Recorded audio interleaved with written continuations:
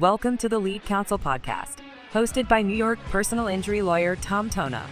Join us as we deep dive into the world of law and the business of law. Stay informed. Get ahead. Hey, welcome back to the Lead Counsel podcast. This is your host, Tom Tona, here with Jules. What's going on, Jules? Hi, welcome back to the podcast. And we have a special guest today, Ken Hardison.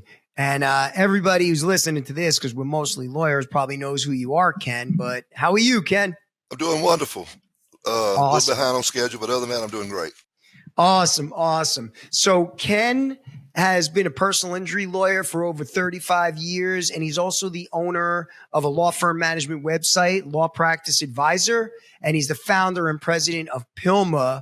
Ken, you're one of the original, I call you the OGs of personal injury law firm marketing and management. Like I've known your name I've been doing this almost 30 years and I know your name for almost as long. So I'm excited. Yeah. I'm excited to have you on. Well, appreciate it. So, and actually you're part of the $1 Million Advocates Forum when you were trying cases, right? Yes. You're not still practicing, are you? No. I'm off counsel, but I hadn't walked in the law firm in over 10 years. So good for you. Yeah. Good for you. And I know people have called you the Millionaire Maker due to your coaching clients doubling and quadrupling. Jules and I had the benefit of attending the summit that just passed in May. And, I go to a lot of these things. Right. And so I was like, it's going to be a lot of vendors or whatever speaking. Man, you brought the heat. Like I came away with pages and pages of notes and action items just from a 2-day summit. It was awesome. Thank you. I appreciate it. People don't believe it. I've already started trying to figure out my speakers. I really take a lot of time in picking the speakers and the subject matter and try to be relevant. And I've got a rule, nobody can sell from the stage except me. But right. That's awesome. But I'll tell you, the keynote speaker, the one guy, Bert, right? Was his name Bert? Yeah, Thornton, Bert Thornton. I believe. Bert Thornton. So I was like, I had never heard of Bert. And I showed up and I didn't do any research. And right away, dude, the guy was spitting wisdom. Like I was riveted on the edge of my seat the entire time. He was that good. I don't know how you know Bert or you know how found I know him. One of my masterminds, Bert lives in Pensacola, Florida. And one of my masterminds, Eric Stevenson, said he took some coaching from Bert, and he said, "I really think you ought to get Bert." And I'm thinking, but I said, "Well, send me his book." I read his book, the one on gorilla, Find Yourself a Gorilla, and I said, "Hey, this guy's smart." So, and then I saw some YouTube videos he sent me, and I said, "Yeah, this will work." I know he's not a lawyer. Yeah. I know he's not a lawyer and all that, but business is business, right? Mm-hmm. What I loved about it, just jumping right in before we get to the other stuff, is that at the point that I'm at, I've gone from owner to leader, and now I'm building other leaders, right?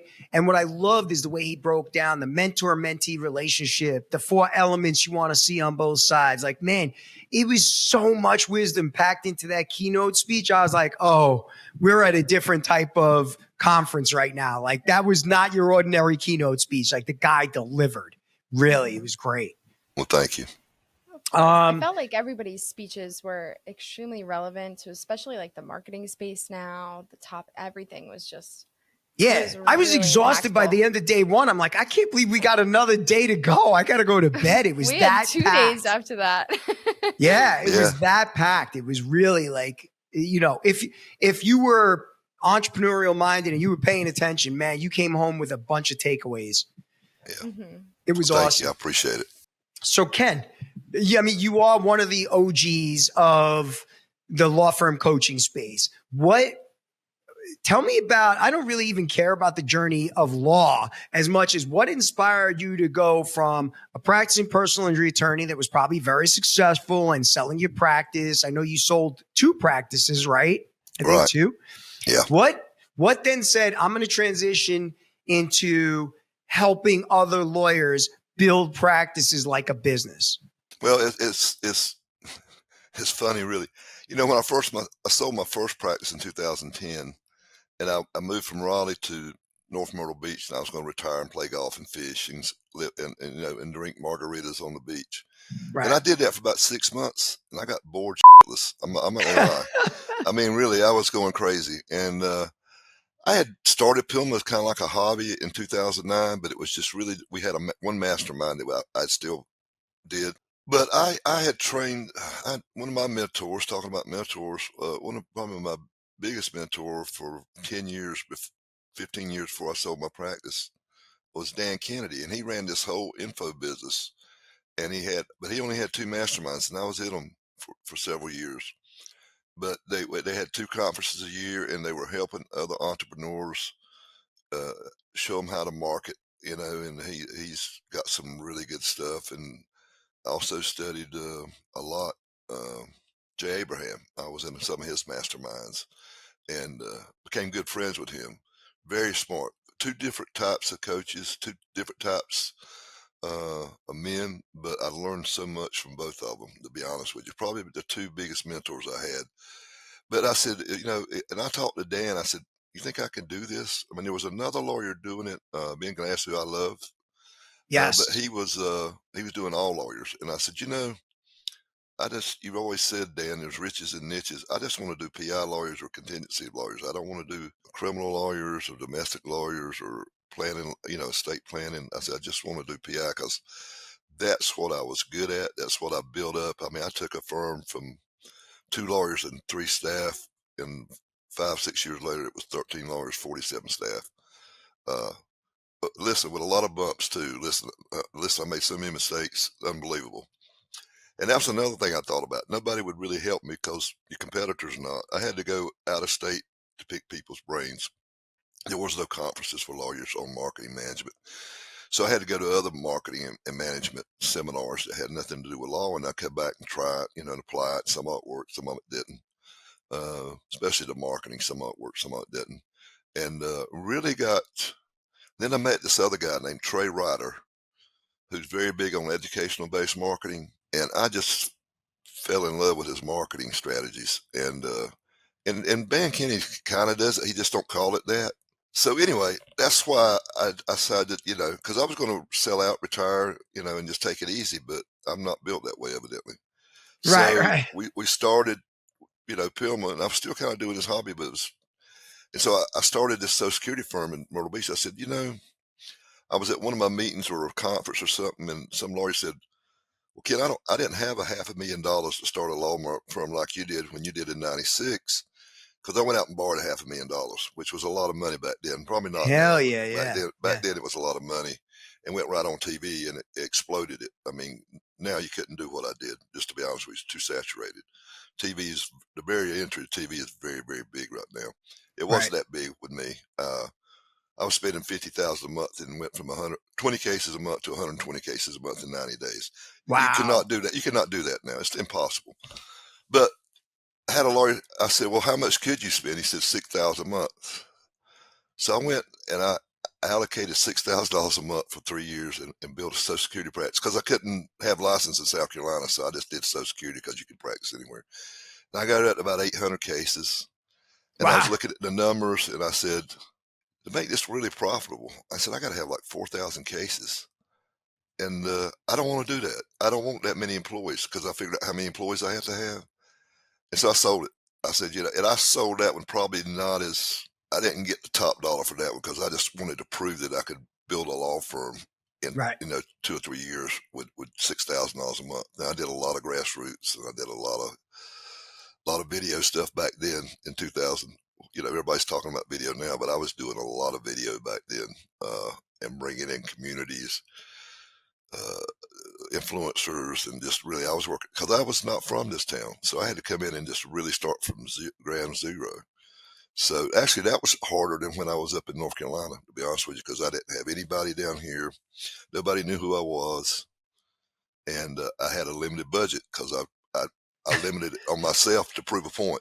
I love that you did that. I mean, that is so out of the ordinary thinking. You're like, all right, I need a challenge. I don't want to play golf. So let me just challenge myself to see if I could do something that somebody said couldn't be done. That's a pretty crazy story, man. Like that's pretty interesting. That's really interesting. I've always been very, very competitive, man. I never take no for an answer. I just go. That's pretty incredible. Do that. The deal is, and I tell people this, if you don't have a law partner, don't get one. Right. Hire associates. I mean, here's what I've seen over the years when I go to firms where there's 3 or 4 partners. They have to have a meeting to turn the light on or change the temperature of the thermostat. And that's just like the federal government or a big corporation that just grinds the wheels so slow to where you can't pivot. You got to move quick if you want to grow a business, any business, whether it's law or anything else. And I think, I just advise all my guys, if you don't have one, you don't need one. You can make them a non-equity partner. You ain't got to be greedy. You're not doing it because you want all the money. You can share the money, but you don't want to share the decision making because it's not that you want to be a dictator, but it's that you want to get things done. And if you started it and you got the equity, the sweat equity, what I did all the hard knocks, why not get the rewards? And because I went through 2 breakups in my career, and one of them was very amicable, no problem. One of them was World War III, and I had 80%. The other partner had 20%, and my God, you would think, well, there's no way the minority shareholder rights are big, man. I mean, they can tie you up, put you in receivership, they can do all kinds of stuff. I mean, that was hell. And I said after that, never again would I, not equity. Non-equity, I got no problem. I'm very, very loose with my money. I don't mind sharing. I just don't want to share the final I'm decision. kind of like that too. So I have never had a partner, though I have said I will develop a partnership track down the road as a succession plan where somebody's buying in, right? Where I'm phasing myself out. So what are your thoughts on that kind of succession plan? I mean, I like that. Sense? That's what I did with the first one. I had Ben Cochran. So we made the deal in 2007. We come to the terms of the deal. But what I did, I backed off and worked 4 days a week. 2007, 2008, I worked 3 days a week. And in 2009, I worked 2 days a week. And I kept turning over the responsibility. I wanted to make sure he could handle it. I wanted the transition to be to where the people went to him, not me. And even though I went there 2 days, I probably didn't stay there all day. I was trying to make the transition to where, and for 2 reasons, make it easier on him and for me to be okay, because back then you couldn't get cash. I mean, you had to hold paper. Yeah, I had to hold paper, and I could have asked for a down payment, but I loved him and trusted him so much. I financed the whole deal, and true to I was right this time. He paid me. I financed it for longer than I should have, but he paid me on time every month. Never missed a payment, like Johnny on the spot. So it turned out good. It could have been risky. And on the second deal, I did not do that because I sold it to somebody I didn't know, and they had to come up with cash. Cash and split a percentage of the fees, and I had a lot of things in there that I could go in and look at his stuff.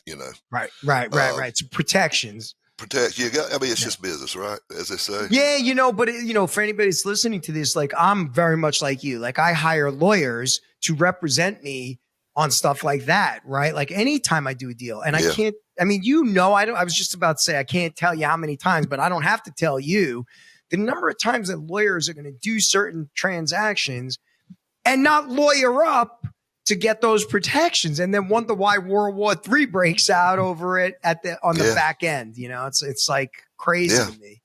Yeah. So I do have a question. Sure. How different is it building a law firm versus building what PILMMA is today? Like, were there any differences in like building a firm versus building what you have with PILMMA? I think there is. I mean, the basics are the same, but as far as the market was not as saturated back then, so far as getting cases, it was a lot easier. I think far as the management, I think it's a hell of a lot easier today than it was back then. Technology has come so far, and now we have AI, we have offshore workers.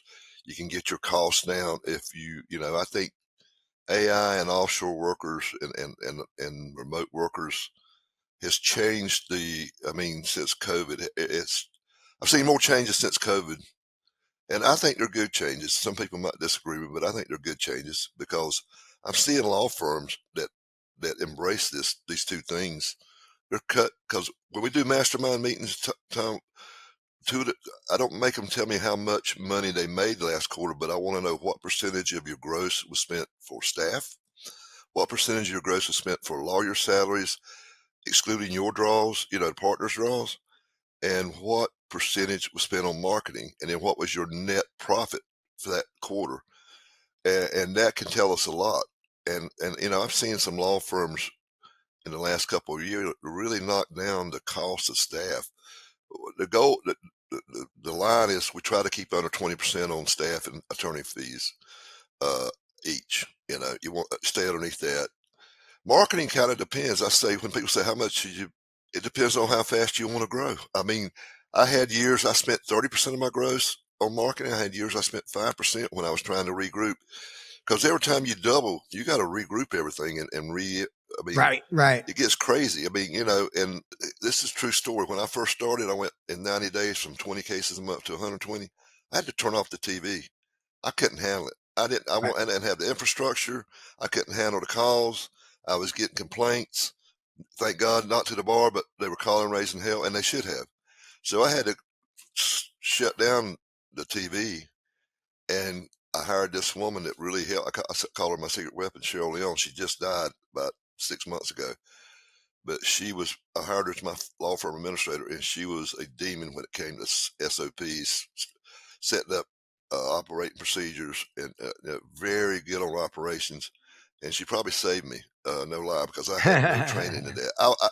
I had a passion for marketing, and I would learn, but I didn't have a passion for management, to be honest with you. So I'll tell you what, man, you're like singing my song. I have a second in command. Her name is Janira. I think I probably mention her almost every other podcast, but I just had this conversation today too, where I said, look, in my opinion, how far a law firm will go in growing and scaling is largely dependent on, especially if there's only one owner, is largely dependent on who's the second in command. I agree. Right. I agree. And so, because I'm like you, if you're a visionary, you kind of like, okay, shiny object number 100, and you're pursuing the different entrepreneurial visions. It's the number 2 that's the executor. It's the number 2 so it's literally one of the single most determining factors, I think, is if somebody's like, I don't have a number 2. That's a problem. I was talking to a lawyer that's in my mastermind this morning. And he's at 45, and he's got like a law firm administrator but he's wondering whether or not he needs a COO, and he's doing over 10 million in revenue. No. Okay. So I said, yeah, it's time. I said, he said, well, they're so expensive. I said, yeah, but they'll make you so much. If you get the right one, it's like everything else.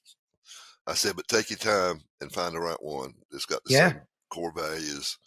You got to have alignment at the top. Well, you need alignment all the way to the bottom, but man, if you ain't got it at the top, you're in trouble, Oh, yeah.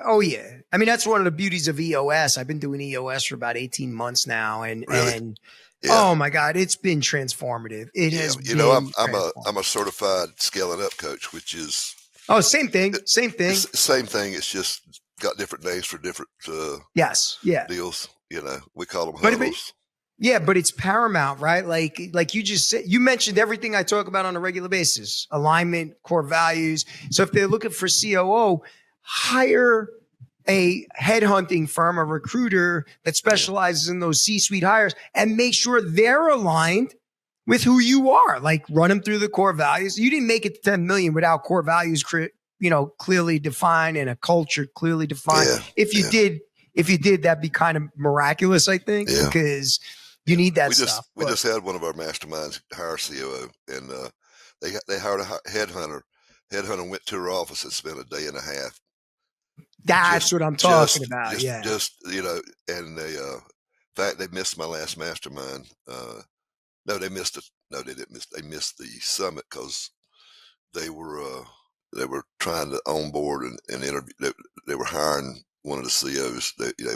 And they called me up, and because I talk to all my masterminds on a regular basis whenever they need something.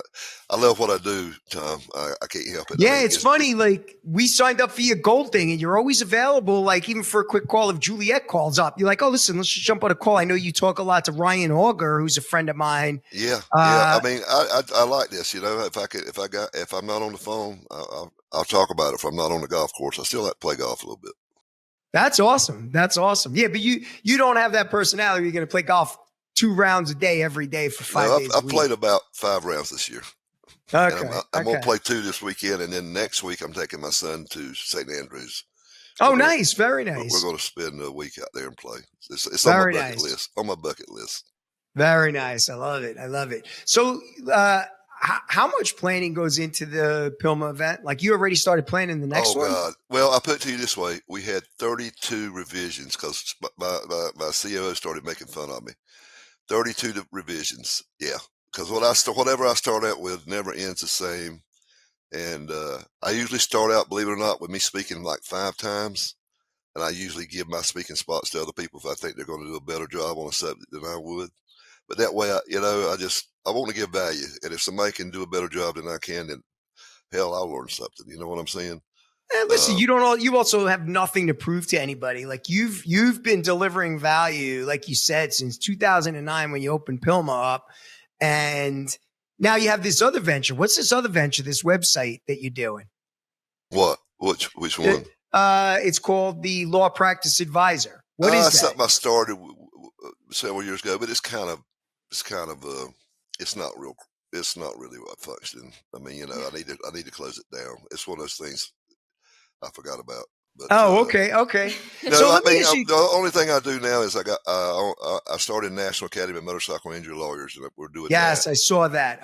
And I got a golf ball company that I work with a partner with, and that's it. I had a couple other businesses, but I've shut those down or sold out or bought out. I just want to get more focused. In fact, this year I told my sister, I said, starting August 1st, I'm only working Mondays through Wednesdays. Thursday and Fridays, I'm taking off.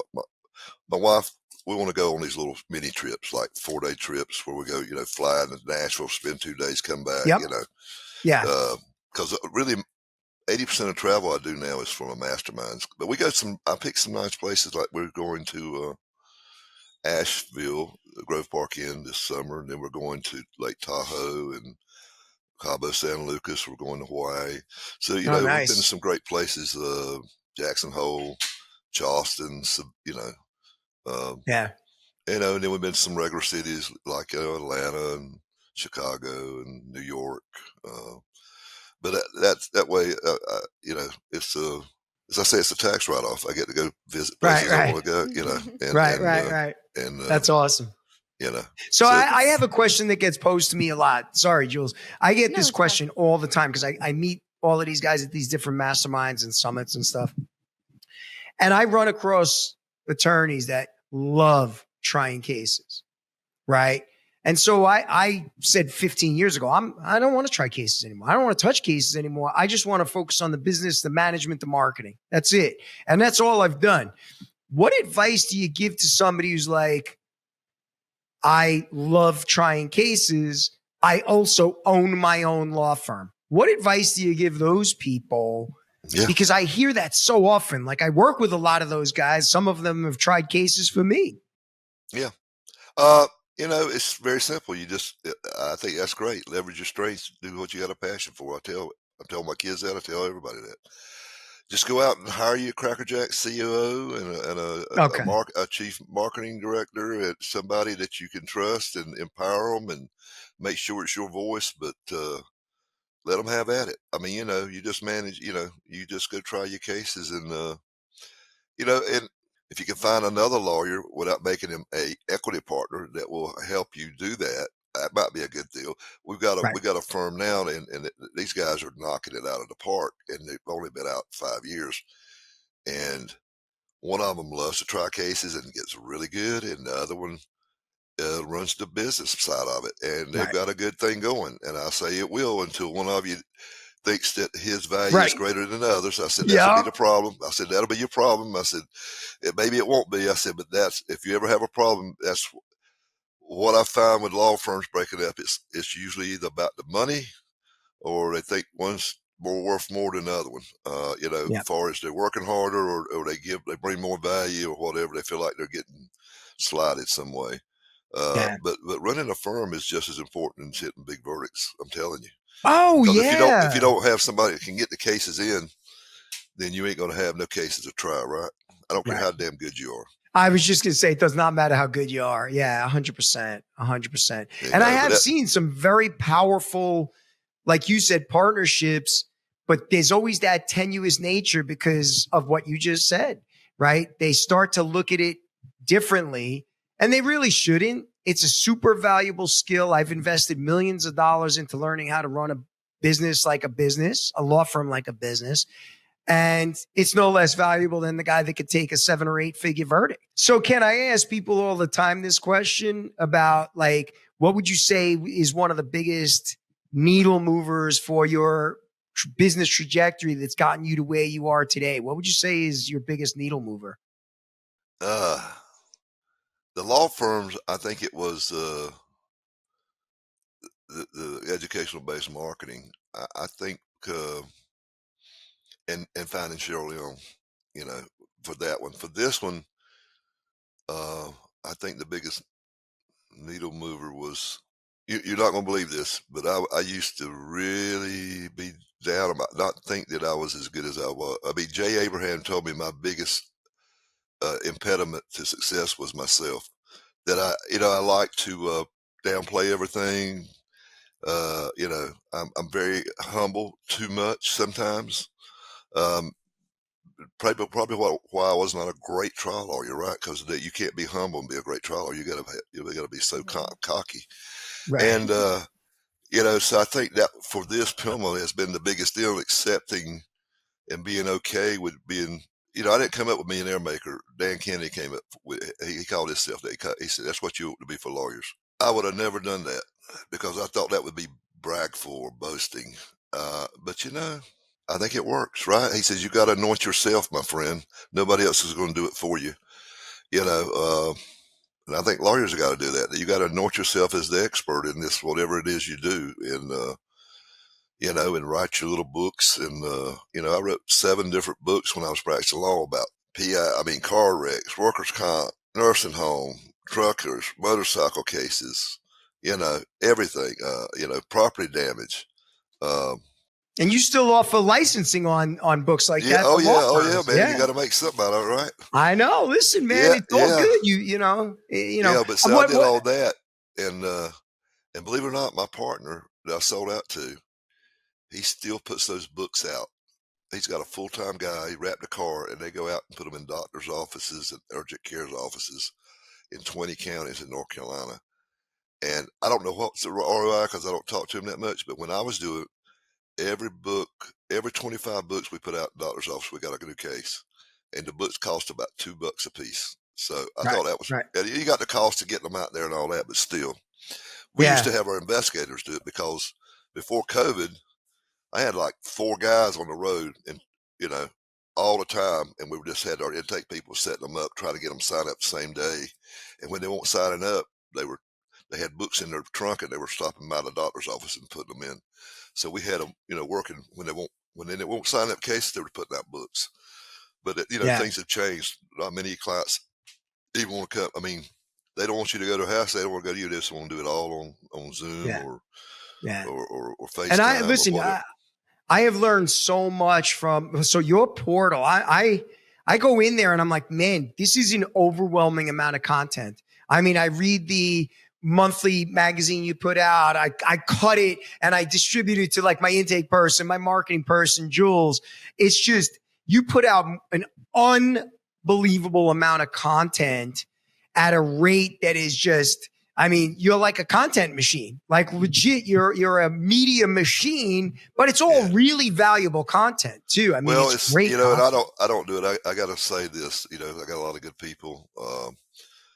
It's like we just started this new thing with the video trainings, Jimbo Marshall, and I was watching. That's why I was late for this. I got enthralled with it because he sat there teaching these lawyers. This is the kind of video needs to make. This is where you're going to have the hiccups. Da da da da da. And then we have one on marketing roundtables and one on management roundtables, and then we have intake, which I think intake is Yeah. where the most money's lost in the nation every Agreed. time. Agreed. I mean, the most leakage everywhere, and nobody believes me until we do the ghost calls or I get them to listen to the calls, and then they get physically sick, and then they do something about it. But Yep. I was talking to a lawyer yesterday. He said, "Ken, I just thought it was fine." He said, I went to your summit. He said, I started listening to calls. He said, I got so mad. I said, yeah. I said, you probably got sad too. He said, yeah, I got sad too after I got mad. Yeah. I said, well, you're no different than everybody else. I said, it's a constant battle, and you'll never master it, but you got to stay on top of it. Like, as my dad used to say, white on rice. You got to stay on it all the time. You cannot. I learned that from you. So I was always the guy that was like, let's spend more money on marketing. I need more clients. And I was reading something in the portal or listening to one of the round tables. And I was like, I got to fix my intake. I know there's something wrong. And literally my retainers went up 30%. 30% in 30 days. No more money on marketing. 30 days later, it started to uptick to 30% more retainers. Did you hear Ben Leader at the summit? He's one of the masterminds. I got him to talk. He didn't spend about just maybe 10% more. And in 1 year, he went from signing up 165 cases to over 500 cases just by fixing his intake. Yes. That's crazy. And then, by the way, that was another part of your summit that was incredible. You had, 5 firms doing in excess of $10 million a year up there, 5 or 6 firms. And man, they were just spitting fire at that panel, like just boom, boom, boom. For anybody that, look, I'm looking to go to 8 figures. I talk about it all the time. And so that was super, super powerful as well. I thought it was great. Well, it was just great. Some of I could tell you 3 out of the 6 of them there were doing over 50 million last year. I can tell you I can't tell you who it was or whatever. But I got you. Half of them are doing over 50 million. They're killing it. That's incredible. That really one of them is. does 80, one of them does about 60, and one of them does about almost 100. That's awesome. That's awesome. Listen, you're providing a real service, a real value. Anybody that's listening to this, check out the masterminds, check out the PILMMA Summit. I mean, there's a reason why Ken is the OG, and he is being very humble because I've heard your name for decades now attached to this. In different masterminds I was in, almost everybody that does PI is like, oh, I'm doing this one and PILMMA, right? Like just really awesome service. Jules, look like you were about to say something, Jules. I was going to say, can you tell us where next year's summit is?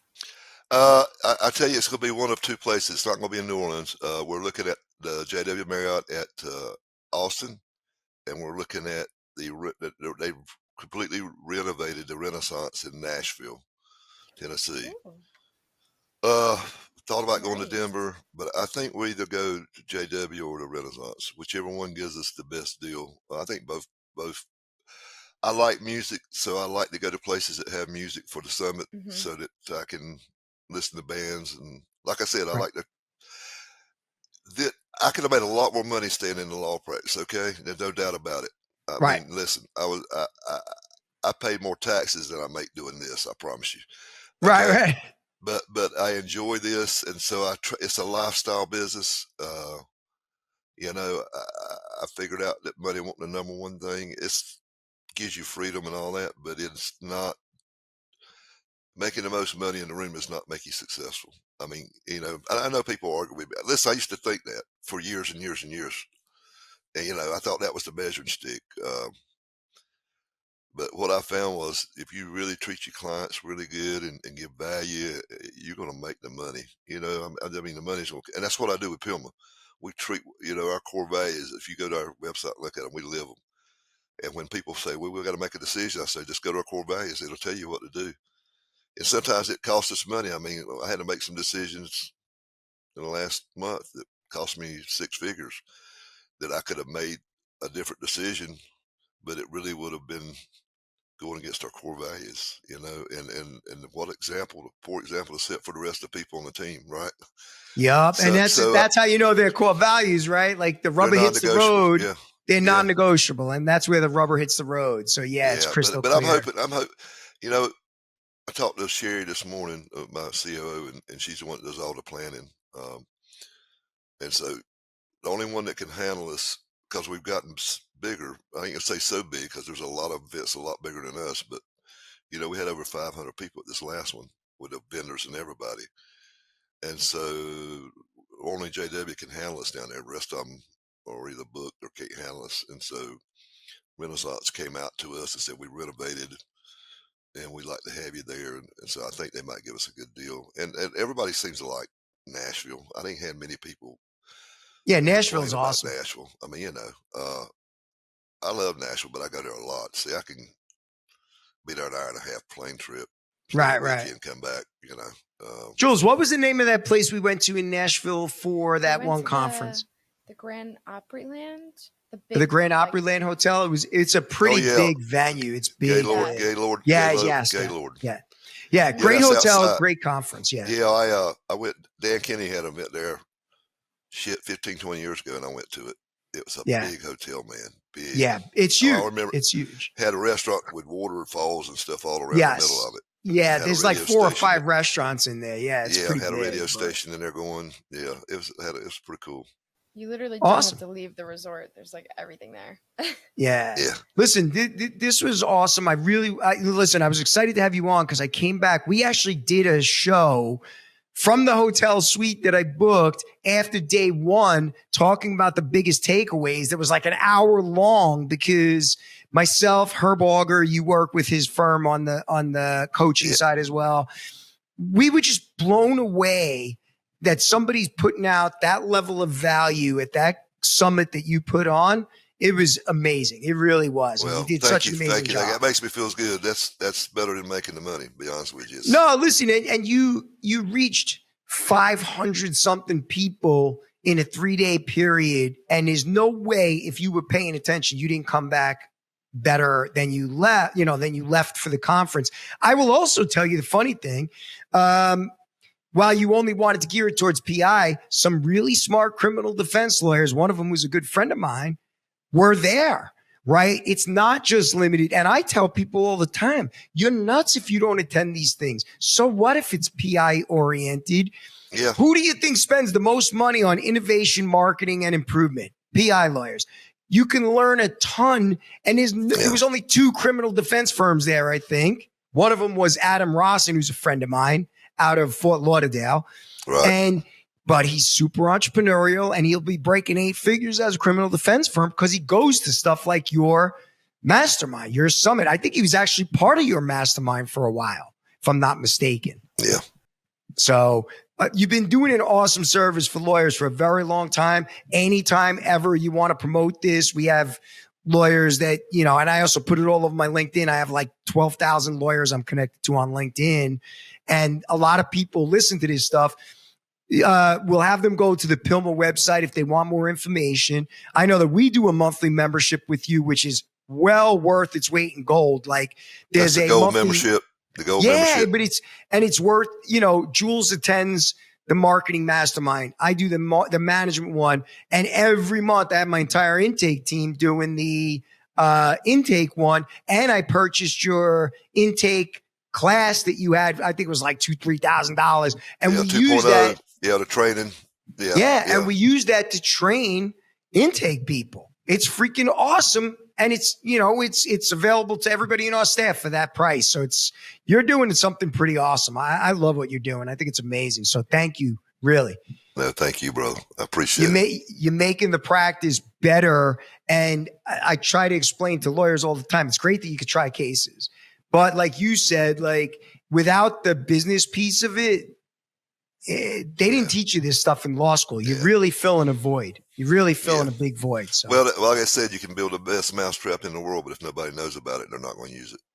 Right. And that's why I love what you're doing. So I'm really glad I had the exposure I had to the summit. I plan on supporting everything that you're doing. You've really helped our firm. So I want to say thank you again.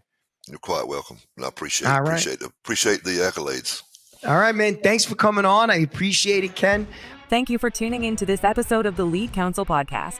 We hope you found our discussion insightful and valuable. If you enjoyed today's episode, please subscribe and leave us a 5-star review on your favorite podcast platform. Stay connected with Tom on LinkedIn for updates and more insights. Have any questions or topics you'd like us to cover? Feel free to reach out through our website, TonaLaw.com, or drop us an email at leadcounsel@TonaLaw.com. Until next time, remember to stay informed, stay prepared, and keep leading the way in your journey. Thanks for listening, and we'll see you in the next episode.